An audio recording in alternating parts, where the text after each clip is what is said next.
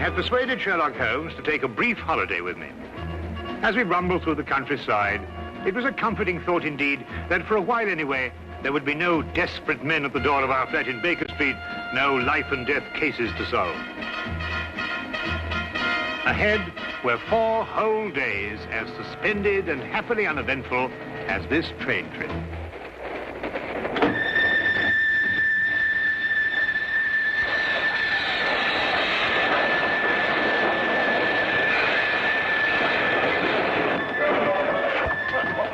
Hello, let's look.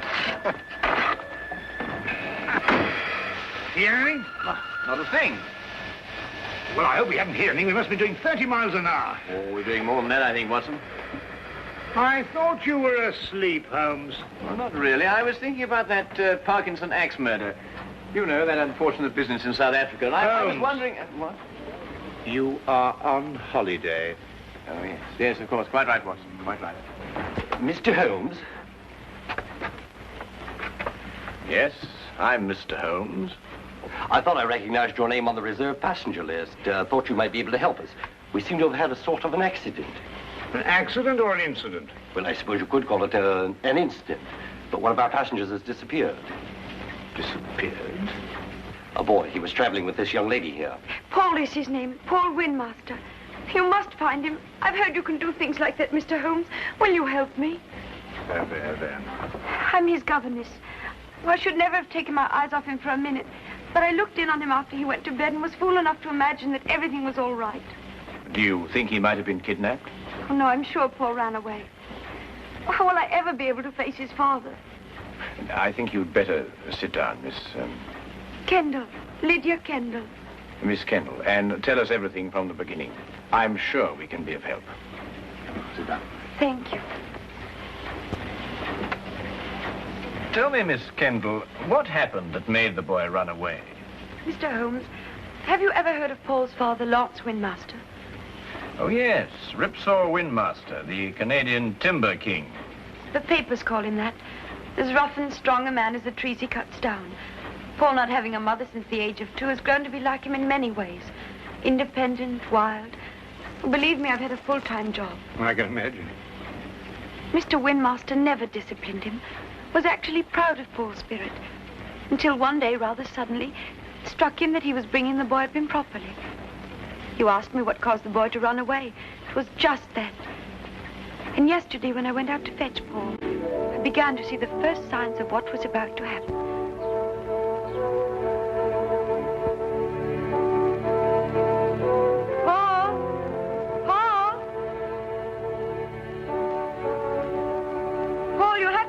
And get dressed. We're all packed and ready to go. Yes, Miss Kendall. Hurry now, we can't miss the train.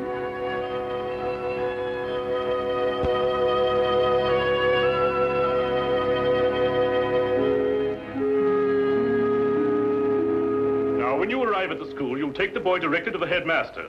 He's received a full letter of instructions from me, and... Oh, there you are, Paul. Your Uncle Cecil's just arrived to say goodbye to you. Here's wishing you success, Paul. Thank you, sir. You'll be taught to be a gentleman. Something which, your mother forgive me, I failed to do. Yes, Father. What have you got there? White mice.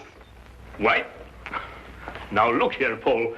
You certainly don't intend to take them to school with you. Well, I can't leave them here. Nobody would look after them. Now, that's foolish. Nobody really cares about white mice here, except me. Well, you can give them back to whoever gave you them. You mean Coco? Who? Coco the clown. I'm afraid I introduced him to Coco. The day I took him to the circus. They'd become rather good friends. Well, I couldn't give them back. He gave them to me as a gift. Paul, I don't care what you do with them, but you can take them with you, and that's final. All right.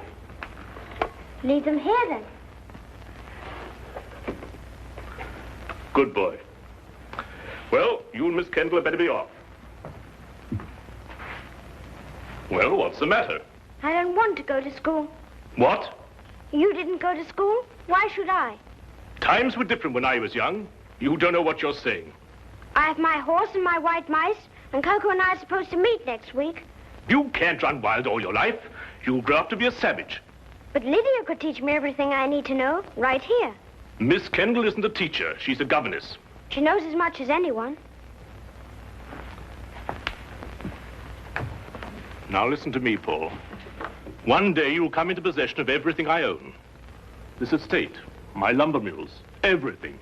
When that day comes, I want you to be equipped to take over. Well, I don't have to go to school for that. And I don't have to wear a tie and jacket either. You'll wear a tie and jacket and you'll like it. And you're starting to school right now. Put me down! I don't want to go to school! I'll run away! Put me down! I'll run away! Well, Miss Kendall, are you coming? Put me down! Put me down! He boarded the train without further protest.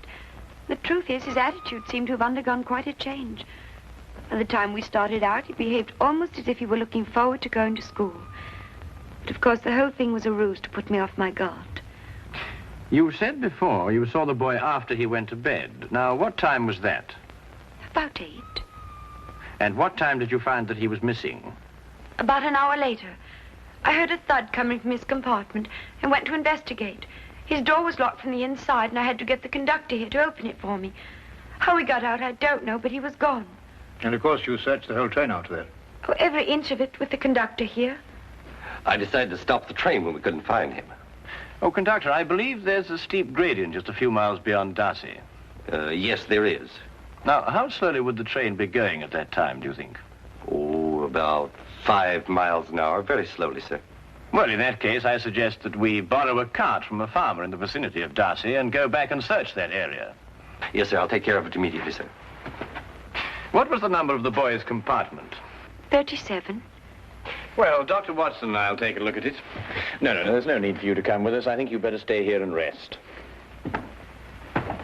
Now, you mustn't worry. Small boys make a habit of disappearing and reappearing.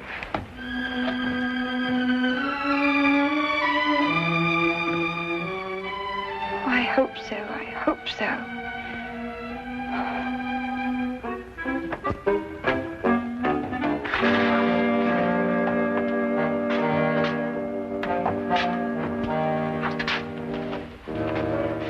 Well, you certainly simplified the search and narrowed down the area to Darcy. Here, Watson, give me a hand with this window, will you? Yes, sir. All the same, this train window. Well, that was the thud Miss Kendall heard, the sound of the window being opened before the boy jumped out. By Jove, you're right. The question is, who helped the boy open the window? Well, it took 2 of us to do it. Exactly. Good heavens, Holmes, do you mean that he must have had an accomplice? Of course he must have. Yes, but who on earth would want to help a little boy to run away? Well, when we know that, Watson, we will have the answer to the problem of the boy who didn't want to go to school.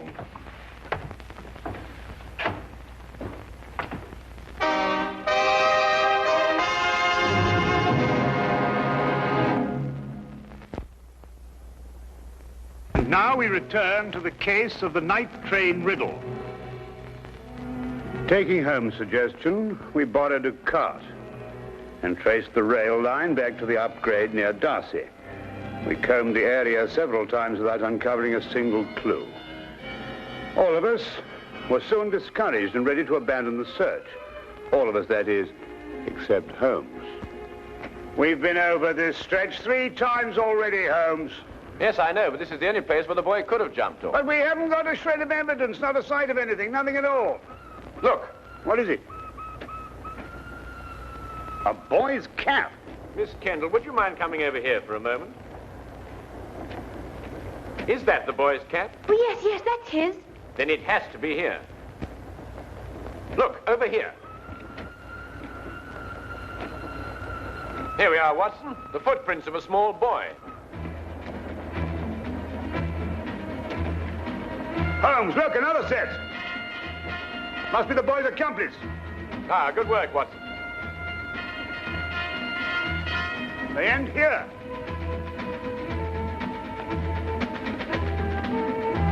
Then it's quite clear what happened. Not to me. Well, they obviously boarded another train, a local, I imagine, traveling in the same direction as we were. We do pull alongside a local here, Mr. Holmes, the up train from Royal Minster. Well, how can they do that? Change trains in midstream, so to speak. Well, obviously, Watson, if both trains were traveling slowly enough. They do. It's possible, entirely possible, Mr. Holmes. Conductor, I think you'd better telegraph ahead and have them stop that train. Yes, sir. Do you think they'll find him, Mr. Holmes? Well, we are near enough to the truth, Miss Kendall, not to have to speculate anymore. We will soon know. We began a hasty return to the night express, aboard which we hoped to catch the local. Holmes insisted that time was of the utmost importance.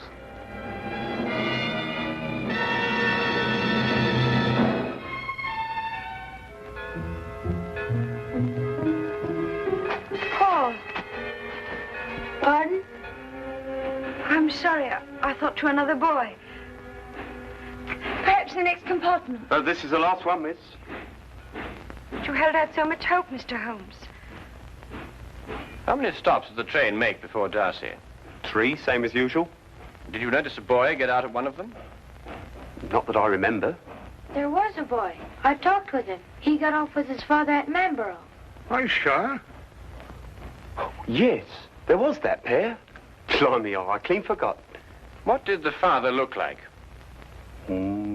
Medium-sized, grey hair, ordinary face. Wait, I noticed when I inspected his ticket there was something about his fingertips. They were red. Red? Yeah. I thought it was strange at the time. That's most observant of you, conductor. That proves it, Watson. Holmes, do you know who he is? Of course. Coco the Clown. Coco the Clown? He was the boy's friend. But more than that, there's the red fingertips. The significance of which completely escapes me. Rouge, Watson, the same kind a clown uses. He was evidently in a great hurry to catch the train. He didn't have time to remove it all. Well, if you're only right, Mr. Holmes. And unless I miss my guess, we'll find them both in Manborough now.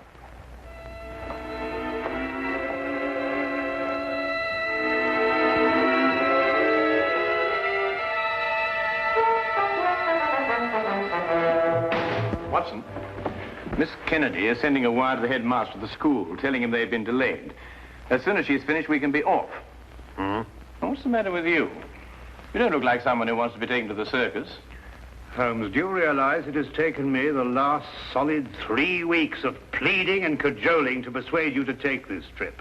And now look where we end up, in Manborough. And don't you underestimate it. We can have a very exciting holiday here. Oh, holiday? We might as well have pitched a tent in Lestrade's office. I know, but we couldn't very well refuse to help them. No, we couldn't have refused to help them. But when we eventually find whoever it is who's at the bottom of this thing, please remember one thing. He's my pigeon. Don't upset yourself, Watson. As soon as we can find the boy, we can continue on our journey. Oh, I'm glad you still considered that. Well, shall we be getting along? Oh, by the way, Watson, I didn't mention it to Miss Kennedy, but I believe there's some possibility the boy may be in danger. So I don't think we ought to lose too much time. Not a very convenient place to leave luggage. Holmes! You gotta wait a minute. We've left all our bags in the train. There's no time to worry about that now, Watson. Come along. But look, Holmes, we've got to have everything in them for our 4 days. All right, I'll find Miss Kendall and get a carriage, and we'll meet you in the street. Now, hurry up. Right.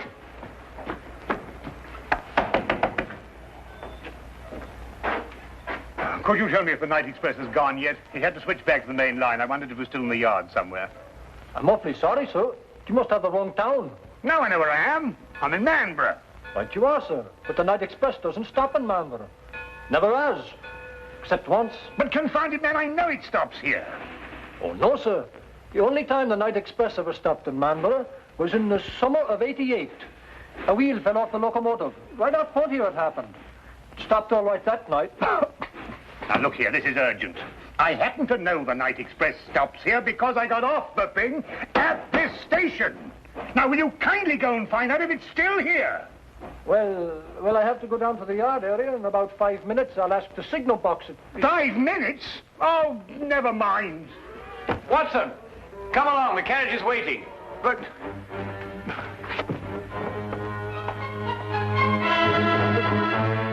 the luggage.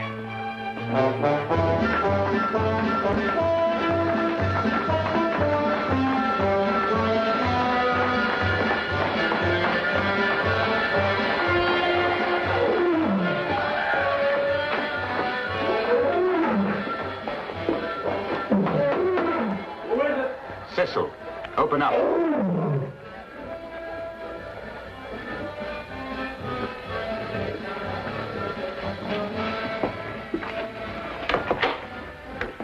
it work? We jumped off, switched trains. Ta-da! Like a couple of acrobats. Where's the boy now?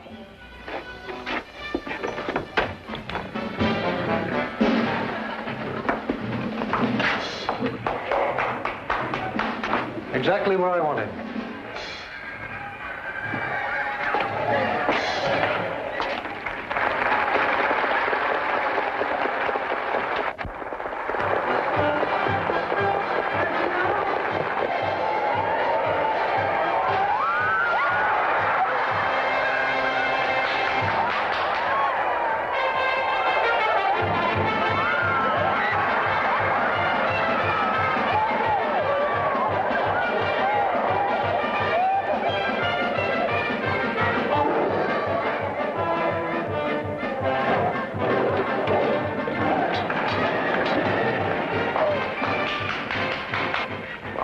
And get it over with.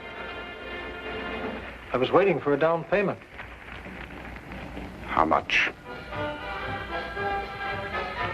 £100 should do it.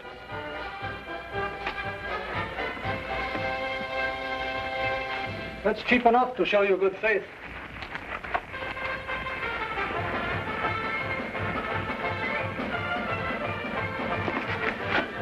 I'll expect the rest when I've finished.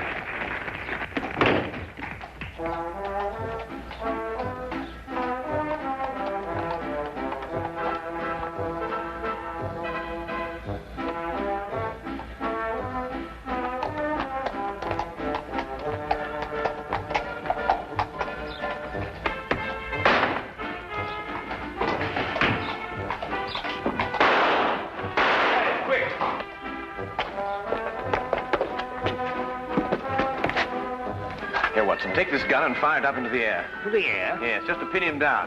What are you going to do? Well, I'm going to find out who he is and why he's trying to keep us from the boy. Well, go on, Watson, fire it. I'm sorry, Holmes. This one's mine. What? Watson! Watson, here! Fire it, Holmes. Fire it! Oh, very well.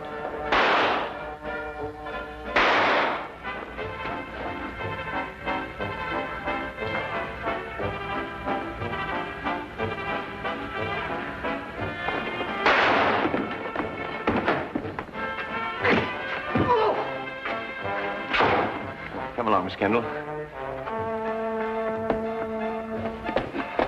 Watson, you're a fool to have taken such a risk. No, with you covering me, I couldn't miss. Get up.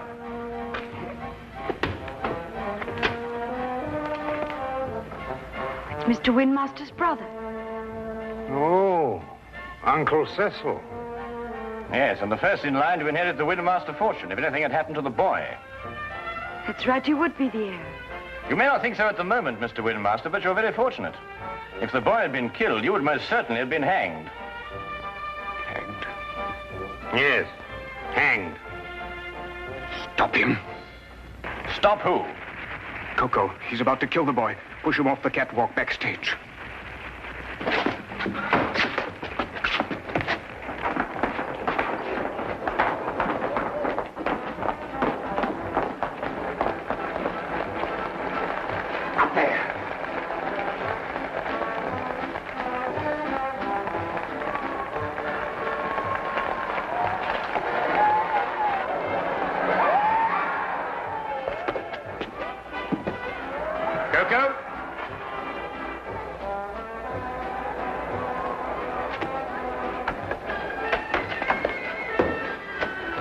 Don't come any closer. I'm coming down.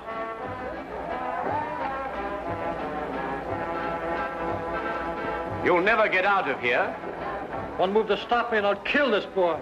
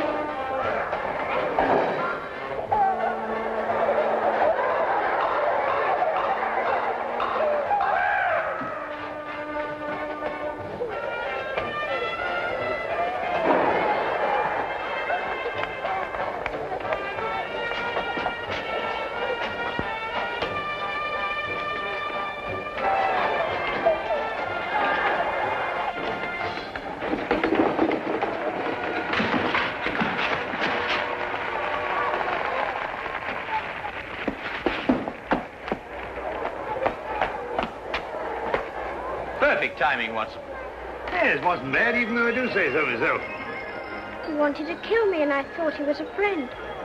Well, that should teach you a lesson, Paul. No one's a friend who encourages a boy to run away from school. Why, what would have become of Dr. Watson here if he hadn't gone to school? Well, it's very simple. He'd never have been able to accomplish that trick. But all he did was to... In dropping that counterweight, young man, I had to know the speed of falling objects, the theory of weight and counterweight, and of stress and resistance. Now, if I hadn't studied physics, there's no telling what might have happened to you. I never thought of that. No, of course not. Well, just you think of it from now on.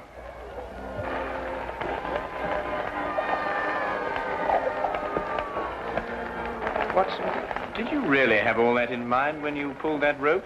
Oh, I would believe it, of course. Oh, did you? Uh-huh. Come on, you. And you.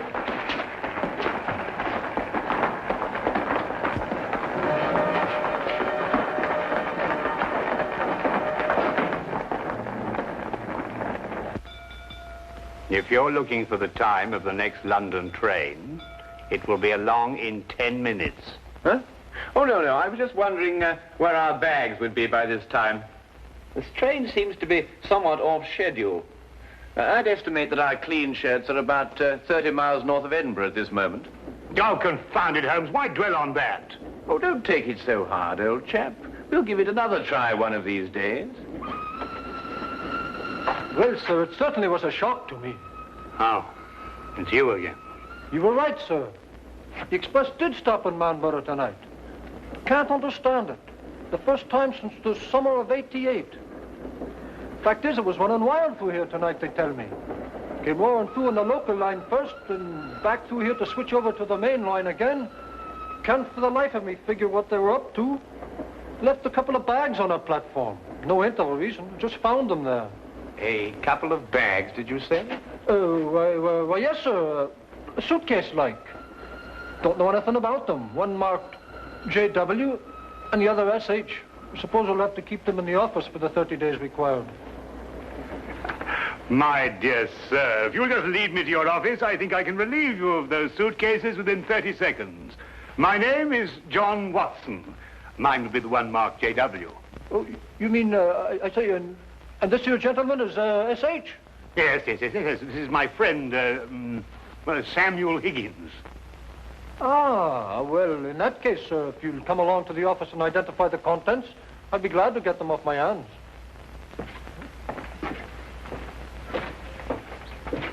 Samuel Higgins? Yes. You see, we have 3 whole days left. And I'm quite sure that nobody will want to interfere with the holiday of Samuel Higgins.